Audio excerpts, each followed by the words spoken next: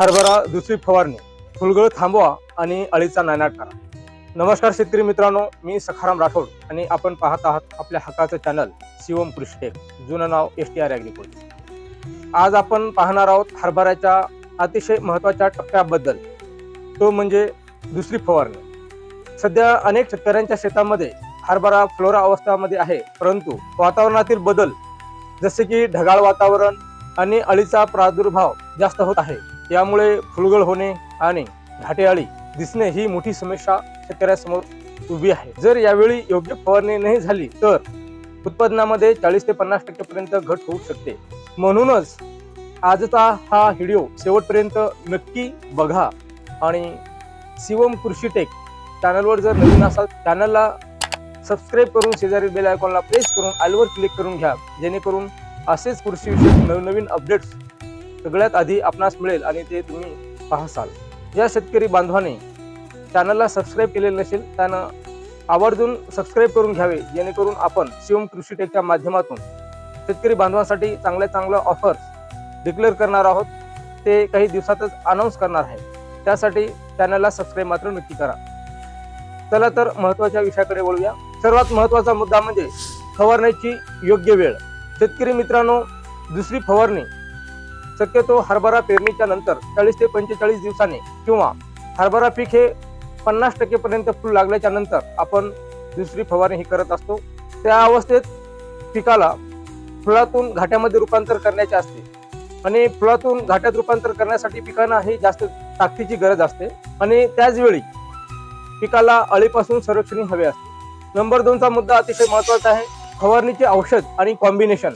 दुसऱ्या फवारणीसाठी आपल्याला 4 गोष्टीचे कॉम्बिनेशन करायचे आहे. हे सर्व उत्तम दर्जाचे प्रोडक्ट्स शिवम कृषी टेक येथे अवेलेबल म्हणजे उपलब्ध आहेत. नंबर 1 अळीनाशक. हा जो कॉम्बिनेशन आहे त्याच्यातला पहिला कॉम्बिनेशन म्हणजे अळीनाशक म्हणजेच इन्सेक्टिसाइड्स. घाटे अळीच्या नियंत्रणासाठी इमामेक्टिन बेंझोएट 5% SG हे अळीला जागेवरच ठार करते. परंतु बरेच शेतकरी बांधवांनी पहिल्या फवारणीमध्ये इमामेक्टिन बेंझोएट जर वापरले असेल तर दुसऱ्या फवारणीमध्ये क्लोरो अँट्रोनोलोप्रिल 18.5% म्हणजे ज्याच्यामध्ये कोराजन आहे, सिटीजन आहे, असे औषध सुद्धा आपण याला पर्याय म्हणून घेऊ शकतो. दुसरा कॉम्बिनेशन बुरशीनाशक म्हणजेच फंगिसाइड्स. याच्यामध्ये आपण फुलांना बुरशी लागून गळ होऊ नये म्हणून M45 किंवा रोको म्हणजेच थायफेनाइट मिथाइल 17% रोको मधील जे कंटेन्स आहे हे चांगल्या प्रकारचे बुरशीनाशक आपण घेऊ शकतो. याचं प्रमाण 30 ते 40 ग्रॅम हे आहे. नंबर 3चं जे कॉम्बिनेशन आहे ते म्हणजे विद्राव्य खत, वॉटर सोल्युबल फर्टिलायझर्स. फुलांची संख्या वाढवण्यासाठी आणि त्यांची जोम टिकवण्यासाठी 12-61-0 हे खत अतिशय महत्त्वाचे आहे. त्याचं जर प्रमाण पाहायचं झालं तर 100 ग्रॅम प्रति पंप याप्रमाणे आपण 12-61-0 वापरू शकतो. त्याच्यानंतरचं जे चौथं कॉम्बिनेशन आहे ऑप्शनल बट रिकमेंडेड राहील. त्याच्यामध्ये मायक्रोन्यूट्रिएंट किंवा टॉनिक. जर फुलगळ जास्त होत असेल किंवा परागीभवन म्हणजे पॉलिनेशन चांगले व्हायचे असेल तर बोरॉन 20% नक्की वापरा.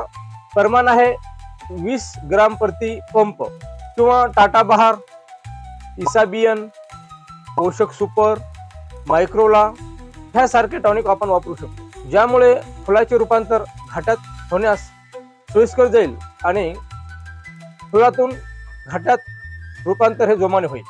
नंबर 3चा मुद्दा जो आहे तो अतिशय महत्त्वाचा असून हरभरा फवारणी करताना घ्यावयाची काळजी. कृषी मित्रांनो, बरेच शेतकरी बांधव हे कॉम्बिनेशन किंवा याचं जे द्रावण मिश्रण करतात त्याच्यामध्ये काय चुका करते ते पाहूया.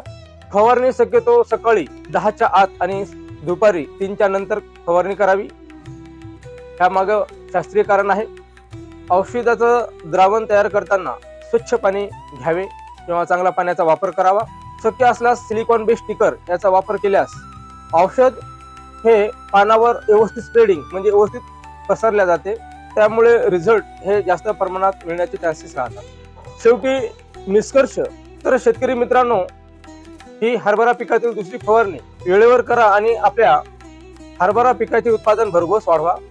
ही सर्व औषधे योग्य दरात आणि गॅरंटीसह मिळवण्यासाठी आजच भेट द्या. पत्ता शिवम कृषी टेक ढोकसाळ, मंठा लोणार रोड. आमच्याकडे शेतीविषयक सर्व सल्ला मोफत मिळेल. व्हिडिओ आवडला असेल तर लाईक करा आणि इतर आपल्या शेतकरी बांधवांना व्हॉट्सअपद्वारे शेअर मात्र नक्की करा. धन्यवाद. जय जवान जय किसान. भेटूया पुढील व्हिडिओमध्ये.